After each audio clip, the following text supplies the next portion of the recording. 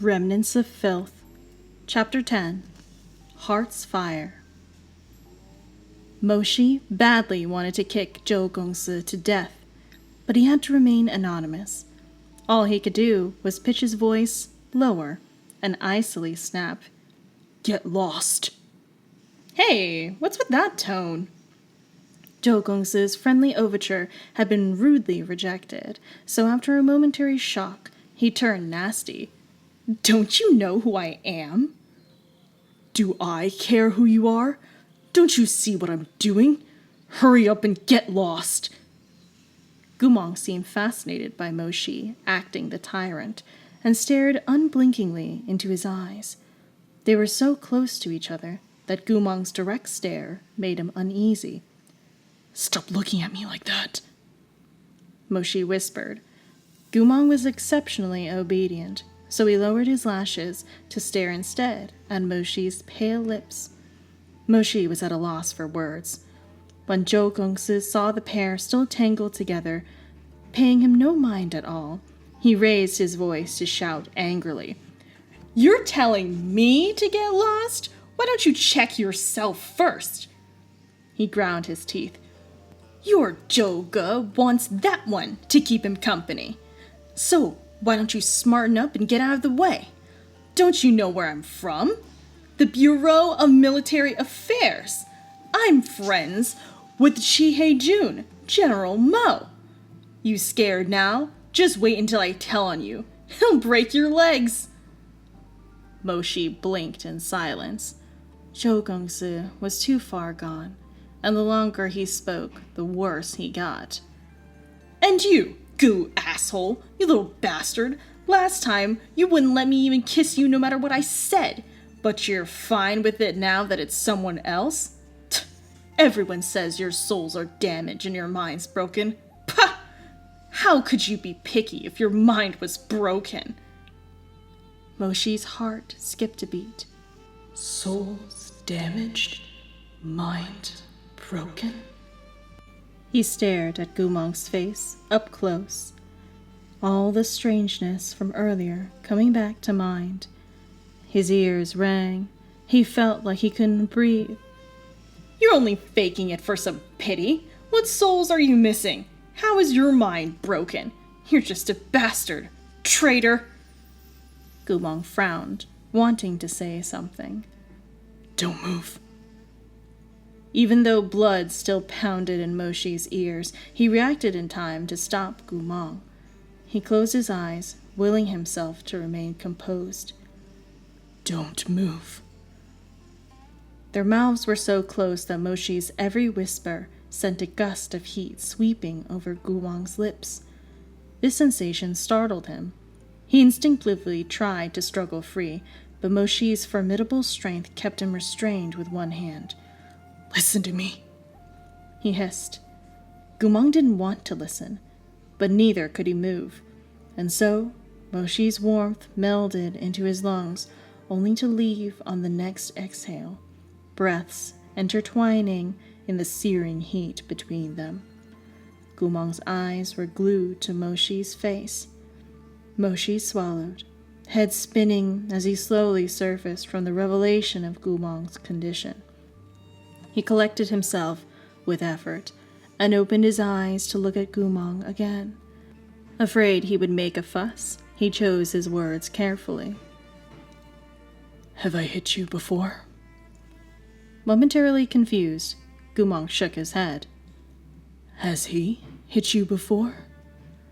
Gumong nodded. "Then listen to me and ignore him." They were too close together, the air from the depths of their lungs tangling between their bodies. Moshi deliberately avoided his clear-eyed gaze. "As long as you listen, I'll make him scram." Another wordless nod. Seeing the two were still caught in their inseparable embrace, Zhou Gongsi began to feel as if he really had intruded on their intimacy.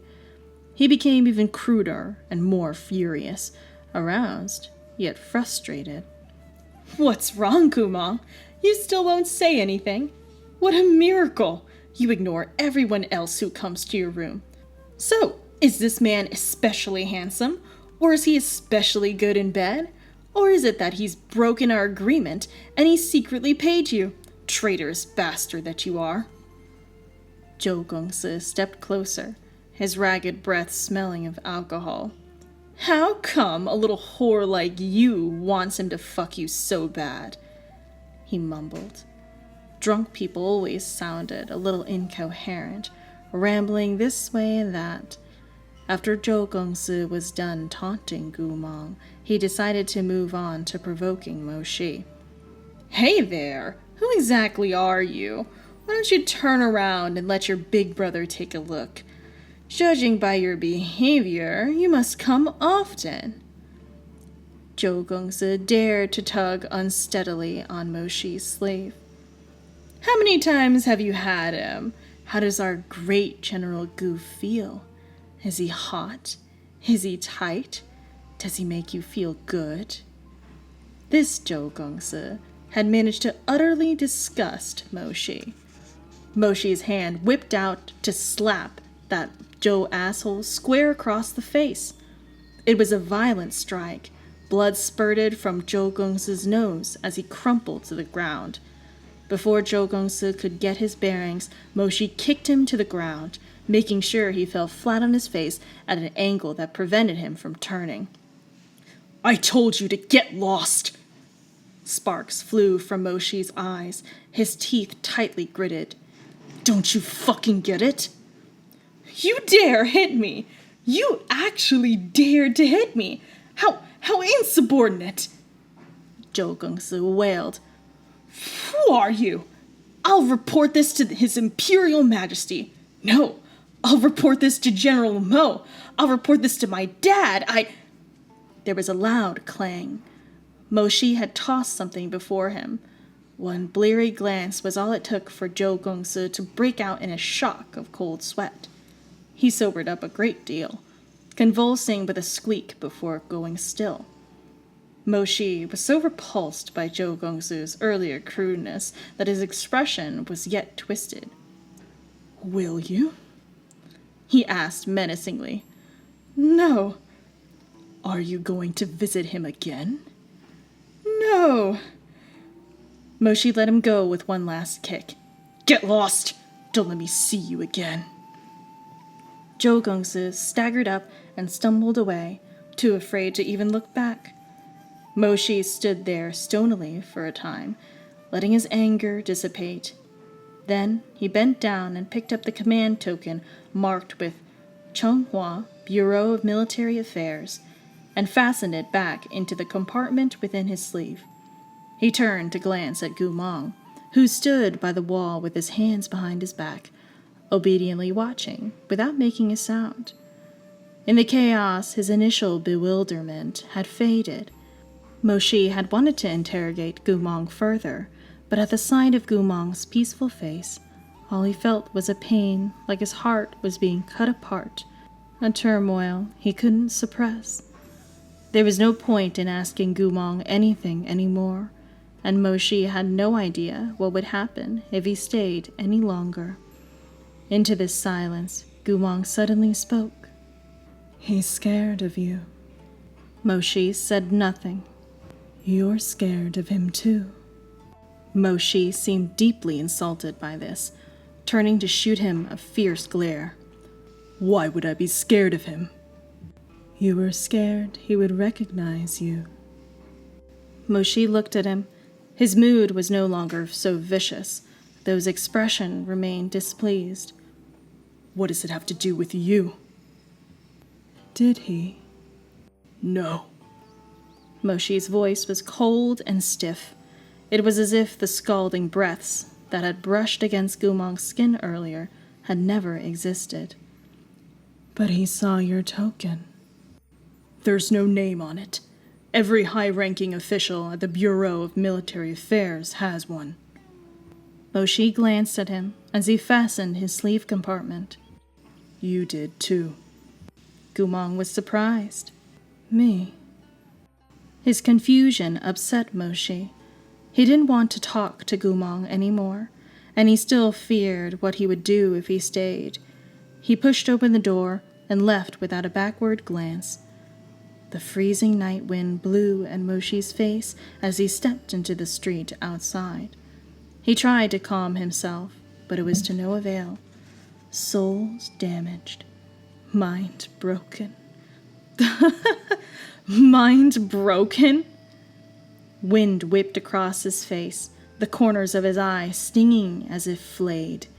He'd yearned so long for closure, only to receive such an open ending. Who had done it? Who? Had it been the Lao Kingdom? Murong Lian? Or had it been Gumong himself, unable to bear the humiliation, who'd chosen to... Moshi's imagination ran wild. In the end, it was grief, of all things, that suffused him. Mind broken. Why did that make his heart ache so much? Yes, true. Gumong had given him friendship and redemption, but Moshi had done everything he could to repay him, had nearly sacrificed his life to pull Gumong back from the brink. Did Moshi owe him anything else? Had he let him down in any other way? Whether Gumong's souls were whole or his mind hale, what did that have to do with Moshi? In the empty streets, in the dead of night, Moshi stopped walking and took a breath. So many years of obsession, only to receive this emptiness. His hands shook against his will. Without warning, flames blazed from his palms, coalescing into a fireball that smashed explosively into the distant river's surface. Smoke hissed upwards from where it struck. Gumong had betrayed him. Only the heavens knew how dearly he wanted to hear Gumong say, "I regretted abandoning, deserting, and lying to you. I cared for you." Why couldn't he have even that small thing? Why had he received nothing but a mentally impaired madman who had completely forgotten him? Why? Moshi closed his eyes, agonized. After so many years, he thought he had freed himself of this fixation, but in truth, he had been lying to himself. Gumong was too important to him. That man had taken too many of Moshi's firsts. The first time he exorcised demons. The first time he talked for hours around a warm bonfire. The first time he fought shoulder to shoulder. And that year he turned 20, on the day he came of age, on that specific night. Perhaps he had drunk too much, or perhaps it had never been the wine. That had been the first time he made Gumong his. He still remembered Gumong's expression back then. When it came to such matters, Gumong cared about his pride. Even though his eyes were teary and his lips were bitten bloody, he endured, insisting that he would never leave a flower unplucked. "You're fine. We're both men here, so it's all good as long as we make each other feel good. Come here. Do you want your Gumong Gaga to teach you how to move?" Gumong shouldn't have said such things. At the time, Moshi's sanity had already been hanging by a thread. His heart was burning up. He didn't know if the flame of affection behind his ribs would ever go out. He knew he couldn't have done something like this merely because of some wine. No, his actions were born out of searing, passionate desire and deep, undeniable love. Alas, Gumong didn't understand. He only wanted to regain his dignity, and so started babbling all sorts of lewd things. In the end, he personally destroyed what remained of Moshi's rational mind. Later that night, Gumong had reached his absolute limit. Lying on his stomach, he began shaking his head and sobbing, begging Moshi to be gentler, wailing that, honestly, even if he had done it with many girls, he had been lying about having done it with other men, and he'd especially never let another man do him. But no matter what he confessed or revealed, or how he beseeched, Moshi could no longer help himself. Finally, when he had bullied Gumong to the point of tears, until Gumong was crying so hard he couldn't quite speak, his eyes red at the corners as he looked at Moshi. Only then did the desire in Moshi's gaze begin to subside. He stroked Gumong's cheek and said, "I'm sorry. Does it hurt?" Gumong's lashes were still wet with tears, his face flushed in Moshi's palms, his lips quivering. Moshi had left him a pathetic sight indeed. Even more pathetically, who would have believed that the crude army thug like Gumong, in truth, hadn't even slept with a single girl before? Faced with Gumong's silence, Moshi bent down to kiss him again. As their wet lips touched, Gumong's tears streamed down into the hair at his temples. Moshi caressed his hair, then wordlessly embraced him once more, kissing his teary eyes and taking warmth from the man in his arms. A young man getting his first taste of carnal desire could never stop himself, no matter how virtuous he was. Besides, Moshi had never really been virtuous. It was only that, before Gumong, he never met someone who could make him lose control. He had fallen in love with Gumong first. So he had trod carefully all this time. He had never dared to demand Gumong's first time, had only ever, with utmost care, passed all his own first into Gumong's hands. He had stubbornly refused to say how important these were to him, but in his heart he still nervously hoped Gumong would treasure these moments. But Gumong had trampled his heart underfoot. Yes, it was true that Moshi hadn't wanted to stop Chunghua from putting Gumong on trial, or even killing him. Moshi had even thought that if there ever came a day when Gumong had to die, he wanted to be Gumong's final judge and final tormentor, to take hold of him with his own hands and crush him into a bloody pulp and grind his bones into dust, all for the sake of the nation's vengeance. But if Moshi put aside that vengeance, he had to admit that he had never really, actually wanted to see Gumong dead. He had only wanted to obtain a word of truth from his mouth, to receive a single sentence from a sincere heart. After so long, he genuinely only wanted to ask one question. "Gumong, when you left Chunghua, when you left me, did you ever regret it, even a little?" Only then would these years of love and hatred, gratitude and resentment come to a conclusion that would allow Moshi to breathe, if only barely. Then he heard those words, "Souls damaged, mind broken." Gumong had forgotten.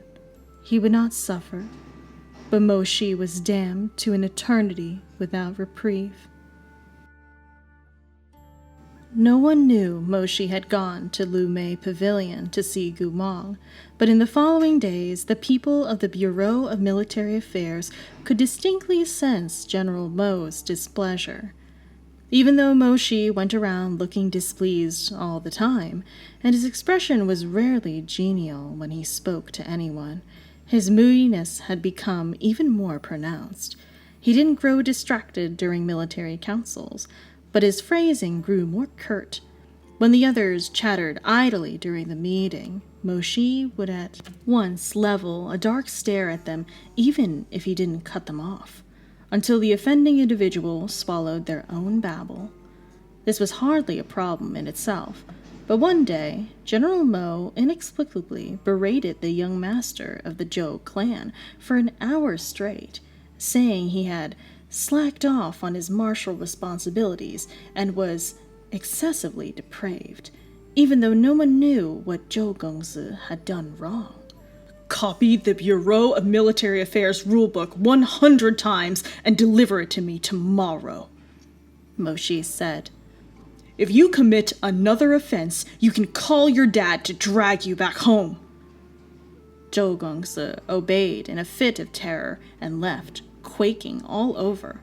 Yue Chenxing scooched over to Zhou Gongsi with a nosy look.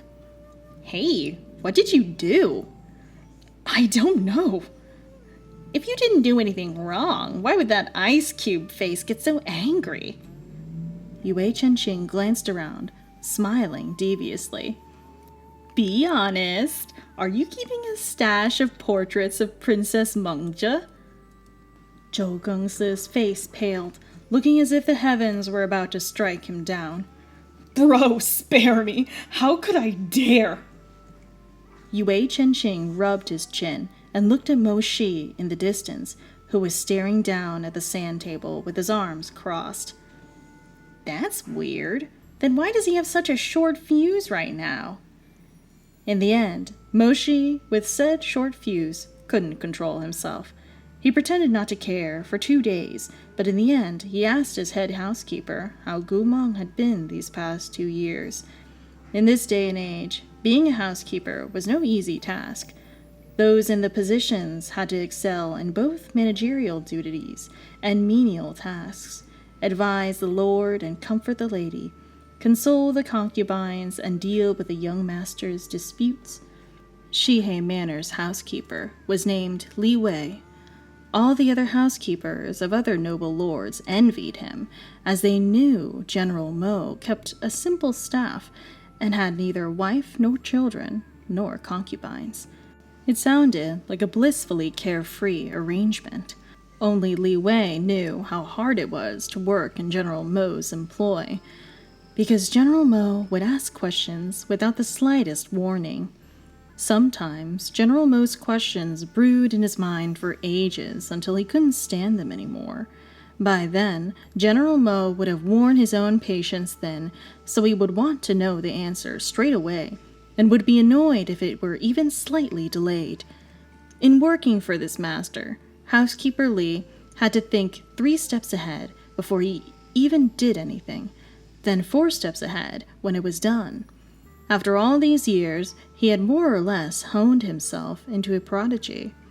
Whenever Mo Shi was quietly sulking, Housekeeper Li would examine his body language to deduce what General Mo was repressing, and roughly how long it would take before he exploded, as well as strategize how he could respond once General Mo did finally combust.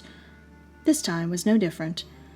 Mo Shi bit his lip and said lightly, Gu Meng. Housekeeper Li rushed to answer, Yes, my lord, Gu Meng is utterly ruined. Was that my question? Mo Shi said. Sometimes being too clever wasn't a good thing, so Housekeeper Li obediently shut his mouth. Mo Shi turned around, eyes indifferent as he gazed at the pot of tea on the stove. It was a long while before he said anything more. Face blank, he asked, How was he ruined?